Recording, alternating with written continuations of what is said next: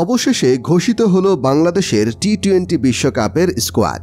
চমক রেখেই দল ঘোষণা করেছে বাংলাদেশ ক্রিকেট বোর্ড বিসিবি। মঙ্গলবার 14 মে বেলা 12:30টায় দল ঘোষণার কথা থাকলেও প্রায় 1 ঘন্টা পরে ঘোষিত হয় বিশ্বকাপ দল। সেই দলে চমক বলতে তাসকিন আহমেদের থাকা। জিম্বাবুয়ের বিপক্ষে টি-20 সিরিজের চতুর্থ ম্যাচে চোটে পড়েন তাসকিন। পরে জানা যায় বিশ্বকাপ অনিশ্চিত এই পেসারের, তবে তিনি তো বিশ্বকাপে যাচ্ছেনই, সঙ্গে দলের সহ অধিনায়কও করা হয়েছে তাকে।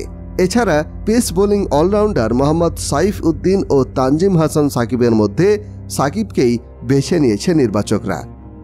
এদিকে রিজার্ভ হিসেবে বাংলাদেশ দলের সঙ্গে যুক্তরাষ্ট্রে যাচ্ছেন পেসার হাসান মাহমুদ এবং আফিফ হোসেন। এই দুজন যুক্তরাষ্ট্রের বিপক্ষে বাংলাদেশের 3 ম্যাচ টি-20 সিরিজের দলেও আছেন এবং খেলার সুযোগ পাবেন বলে জানিয়েছেন নির্বাচক প্যানেল। বাংলাদেশ দল তানজিল হাসান তামিম, লিটন দাস, সৌম্য সরকার, নাজমুল হোসেন শান্ত অধিনায়ক, সাকিব আল হাসান, তাওহিদ হৃদয়, মাহমুদুল্লাহ রিয়াদ, জাকের আলী অনিক উইকেট কিপার, শেখ মেহেদী হাসান, রিশাদ হোসেন, তানভীর ইসলাম, তাসকিন আহমেদ, তানজিম হাসান সাকিব, মুস্তাফিজুর রহমান, শরীফুল ইসলাম।